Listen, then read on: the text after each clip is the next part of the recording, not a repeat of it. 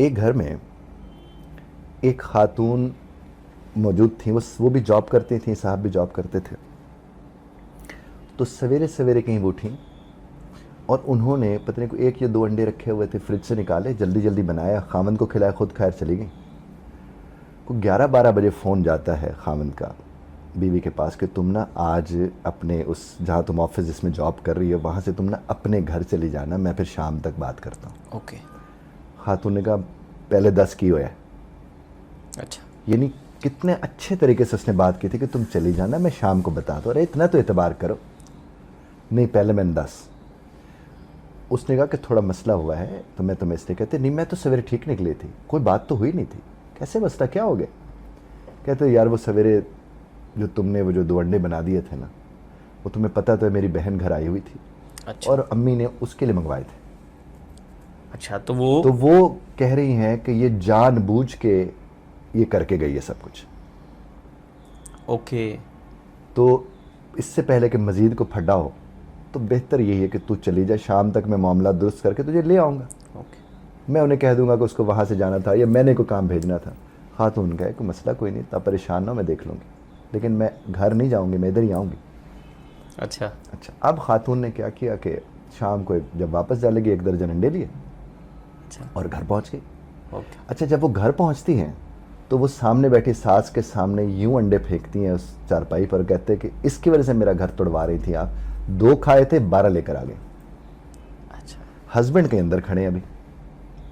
तो इधर से हाँक लगाती हैं खातून, वो जो सास साहिबा हैं, बेटे को कि अब तो तुमने अपने मुंह से सुन लिया, अपने कानों से सुन लिया ना कि ये किस तरह हमारे साथ रहती। अच्छा। एने मेरे मुंह में चंडे मारे ने। ओके। एनू तू छड़ेगा तो गल अगे तुरेगी नहीं तो नहीं। ओके।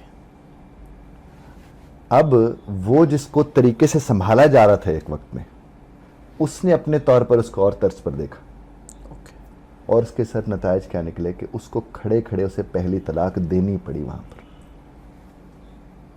अब इस सारे सिनेरियो का हमारे सुनने वाले और आप समेत अगर कुछ सोचे तो गड़बड़ कहां पर हुई है और कहां कहां संभल सकती थी। यानी वो 1 से 2 अंडे एक औरत की 3 तलाकों में से 1 तलाक का सबब तो बन गए।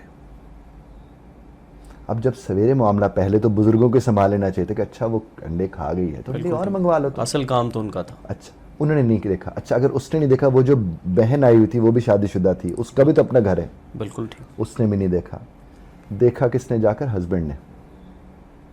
उस वक्त जब माँ ने ये बात की होगी वो अपने तो बेटे दोनों से, साइड ने रखने के चक्कर में वो वही खुद तो मैं कह रहा हूँ, बहुत ज्यादा परेशान। मेरा बल्कि इसके ऊपर वीडियो है कि तुम बदल गए हो।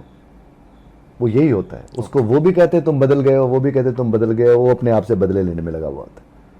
अब जब उसने माँ ने कहा बेटे को, तो बेटे पे प्रेशर आया होगा ना सर? बिल्कुल आया। उधर से जब प्रेशर आया तो इधर से भी उसको सोचना था कि बीवी को मैं क्या कहूं। बिल्कुल ठीक। उधर से बहन भी बैठी अपने मामला देख कर रही थी। बिल्कुल ठीक। अब इस सारे मामले को अगर संभालते ये संभल सकता था।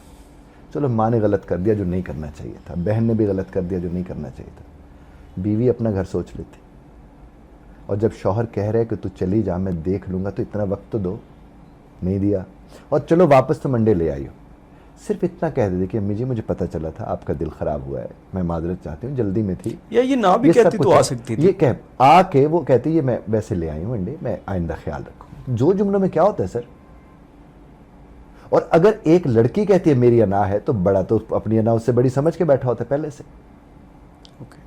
आप समझते हैं कि थोड़ा बहुत कॉम्प्रोमाइज सर बहुत ज्यादा जरूरत है। और ये देखें ना, हम जब कहते हैं ना मैंने कॉम्प्रोमाइज उसकी वजह से किया, वो तो कभी कॉम्प्रोमाइज होता ही नहीं सर। समझौते सर अपने लिए करने पड़ते हैं। और ये समझौता तकलीफ कब दे रहा होता है? जब हम किसी समझ के बैठते हैं हमने किसी और के लिए किया। ओके। आप देखें, अगर आप सब्र करेंगे ना अपने लिए, वो कभी जबर नहीं होगा, वो बेचैनी का सबब नहीं होगा। और अगर आप सब्र करेंगे किसके लिए कि मैंने उसके लिए सब्र किया और उसके लिए सब्र किया, तो साहब किसी के लिए कोई सब्र नहीं होता, वो जबर होता है। अगर वो खातून ये समझती कि घर मेरा है और मुझे अपने घर को बचाना और उसका ख्याल रखना, और मुझे तो पता है, देखिए जब सास ने ये जुमला बोला था तो बहू को तो ये पता होना चाहिए कि सास ऐसी है। जब वो घर में नंद आई हुई थी उसको भी पता है वो तो ऐसी है, तो तेरा घर तो है ना यार, तू ही अपने घर को देख लेती। और फिर अगर आप उनसे बात करें, वो कहते अच्छा मैं ही देखूं, मैं ही देखूं, मैं ही देखूं। बाबा घर जो तुम्हारा है तो देखना भी तो तुम्ही ने है ना। ओके। तो इसमें मदद की जा सकती है। अब देखिए, इस लम्हे अगर जो भी मेरी कहानी सुन रहे होंगे, ये वाली बात जो मैंने आपकी खिदमत में पेश की है, अब इधर सास को सोचना चाहिए कि सारे इस सिनेरियो में सबसे ज़्यादा जिसने भुगता है वो मर्द था। बेटा जो उसका बेटा है। हाँ, वही भुगत रहा था उसको। बिल्कुल ठीक। तो इसलिए इन चीज़ों को समझने की ज़रूरत तो है सर।